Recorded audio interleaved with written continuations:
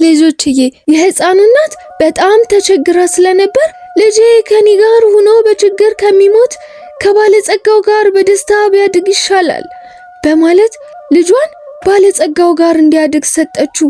ባለጸጋው ልጁን በማግኘቱ እንዴት አድርጎ መግደል እንዳለበት እያሰበና እየተደሰተ ሕፃኑን ይዞ ወደ ቤቱ ሄደ። ባለጸጋው ልጁን እንዴት መግደል እንዳለበት ሲያስብ ከቆየ በኋላ ባህር ውስጥ ወስዶ ቢጥለው እንደሚሻል አመነ። ክፉ ባለጸጋ በሕፃኑ ልጅ በቁመት ልክ ሳጥን አሰርቶ ሕፃኑን በሳጥኑ ውስጥ ከተተው። በኋላ ሳጥኑን ቆለፈበት። ባለጸጋው ሳጥኑን በአካባቢው ወዳለ ባህር በመውሰድ በባህሩ ውስጥ ወረወረው። ሳጥኑ የተቆለፈበትም ቁልፍም በባህር ውስጥ ጨመረው። ልጆችዬ ሕፃኑ ልጅ የሚሞት ይመስላችኋል? የሕፃኑ እናትና አባት የሚያምኑበት እግዚአብሔር ሕፃኑን ያድነው ይሆን? ልጆችዬ ሕፃኑ የተጣለበት ሳጥን በንፋስ እየተገፋ በባህሩ ላይ እየተንሳፈፈ ወደ አንዲት ከተማ ደረሰ። በዚያሽ ከተማ በባህሩ ዳርቻ የበጎች እረኛ በጎቹን እየጠበቀ እያለ በባህሩ ላይ እየተንሳፈፈ ስለተመለከተው ከባህሩ ላይ አውጥቶ ወደ ቤቱ ይዞት ሄደ። እረኛው ሳጥኑን ወደ ቤቱ ወስዶ ሊከፍተው ሲሞክር ተቆልፎ ስለነበር አልከፈትም አለው። እረኛው ሳጥኑ ውስጥ ምን እንዳለና እንዴት አድርጎ እንደሚከፍተው ያስብ ጀመር። ሳጥኑን ከመክፈቱ በፊት ግን እሱና ቤተሰቡ የሚመገቡት ምግብ መፈለግ እንደነበረበት አስታውሶ መልሶ ወደ ባህሩ ሄደ። ልጆችዬ እረኛው የሳጥኑን መክፈቻ ቁልፍ የሚያገኘው ይመስላችኋል? ልጆችዬ እረኛው ወደ ባህሩ ከሄደ በኋላ ለእርሱና ለቤተሰቦቹ የሚሆን አንድ አሳ ለመግዛት አሰበ።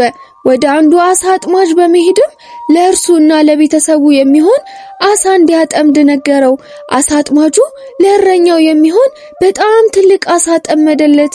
እረኛው የአሳውን ዋጋ ለአሳ አጥማጁ ሰጥቶ አሳውን ይዞ በፍጥነት ወደ ቤቱ ተመለሰ። እረኛው ከቤቱ ሲደርስ ይዞት የመጣውን አሳ ጠብሶ ለመብላት የአሳውን ሆድ ሲቀደው በውስጡ የሳጥኑን መክፈቻ ቁልፍ አገኘ። እረኛው ቁልፉን ሲመለከት በጣም በመገረም ይሄ የዚያ ቁልፍ ሳጥን መሆን አለበት በማለት ወደ ሳጥኑ በፍጥነት ሄዶ ሳጥኑን ለመክፈት ሲሞክር ሳጥኑ ወዲያውኑ ተከፈተለት። እረኛው በሳጥኑ ውስጥ ምን እንዳለ ለማየት በጣም እየተቻኮለ ሳጥኑን ከፍቶ ወደ ውስጥ ቢመለከት ያ ክፉ ባለጸጋ የጣለውን ሕፃን በሳጥኑ ውስጥ ተኝቶ አገኘው። እረኛው ልጅ ስላልነበረው እግዚአብሔር ልጅ ሲሰጠው በጣም ተደሰተ። ሕፃኑን ልጅ ከባህር ውስጥ ስላገኘው ስሙን ባህራን ብሎ ሰየመው። ባህራን ማለት ከባህር ውስጥ የተገኘ ማለት ነው። እረኛው ሕፃኑ ባህራንን በደንብ እየተንከባከበ የሚያስፈልገውን ሁሉ እያሟላና ስርዓትን እያስተማረው አሳደገው።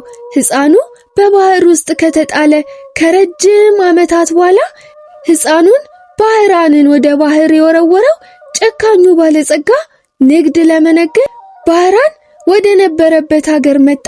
ባለጸጋው በጣም መሽቶበት ስለነበር ባህራንን ያሳደገውን የበግ እረኛ እንዲያሳድረው ጠየቀው። በግ ጠባቂው ባለጸጋውን ወደ ቤቱ ወስዶ አሳደረው። ጨካኝ ባለጸጋው በእረኛው ቤት ገብቶ ሲስተናገድ እረኛው ባህራንን ባህራን ብሎ ሲጠራው ሰማ። ባለጸጋው ከዚህ በፊት እንደዚህ አይነት ስም ሰምቶ ስለማያውቅ በመገረም ልጅህን ለምን ባህራን ብለህ ጠራኸው በማለት እረኛውን ጠየቀው። ይህ አሁን የምታየው ጎልማሳ ልጅ ከረጅም ዓመታት በፊት ባህር ውስጥ በሳጥን ተጥሎ ስላገኘሁት ባህራን አልኩት በማለት ለባለጸጋው መለሰለት። ባለጸጋው ይህንን በሰማ ጊዜ በጣም ደነገጠ። ዛሬ አድጎ የሚያየው ልጅ እሱ ለመግደል በባህር ውስጥ የጣለው ሕፃን እንደሆነ አወቀ።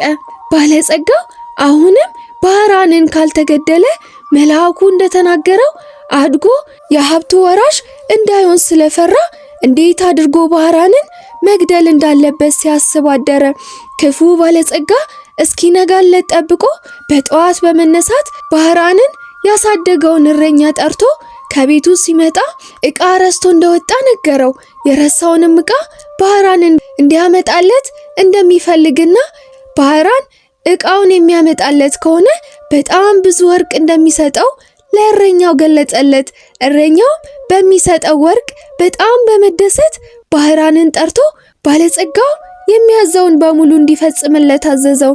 ልጆችዬ፣ ለወላጆች መታዘዝ ፈጣሪ የሚወደውን የተቀደሰ ተግባር መሆኑን ታውቃላችሁ? አዎ ልጆችዬ፣ እግዚአብሔር አምላካችን ወላጆቻችንን እንድናከብር እና እንድንታዘዛቸው አዞናል። ይህንን መፈጸም ከጎበዝ ልጆች የሚጠበቅ ተግባር ሲሆን ወላጆቹን የሚታዘዝ ልጅ እግዚአብሔር ይወደዋል። ስለዚህ ባህራንም እረኛው ሲያዘው እሺ አባቴ፣ ያዘዝከኝን እፈጽማለሁ በማለት ተስማማ። ባለጸጋው ባህራን ይዞለት የሚሄደውን ደብዳቤ ይጽፍ ጀመር። በደብዳቤውም ላይ የጻፈው ጽሑፍ ይህንን ደብዳቤ ይዞ የሚመጣው ወጣት ደብዳቤውን ከተቀበልክ በኋላ ወዲያውኑ ገለክ ከጉድጓድ ውስጥ ጣለው የሚል ነበር። ክፉ ባለጸጋ ደብዳቤውን ጽፎ ሲጨርስ ለባህራን ሰጠው። ባለጸጋው ቤቱን ለባህራን በምልክት ነገረው። የጻፈውንም ደብዳቤ ሰጥቶት የነገረውን ቤት ሲደርስ ለአገልጋዩ እንዲሰጥለት አደራ ብሎ ላከው። ጎበዙ ባህራን ከባለጸጋው የተቀበለውን ደብዳቤ በጥንቃቄ ይዞ ወደ ባለጸጋ ሀገር ጉዞ ጀመረ። ልጆችዬ፣ ባህራን በልጅነቱ እንዴት ከሞት እንደተረፈ ታስታውሳላችሁ አይደል? አሁንም ባህራን ድጋሚ ሌላ አደጋ መጣበት።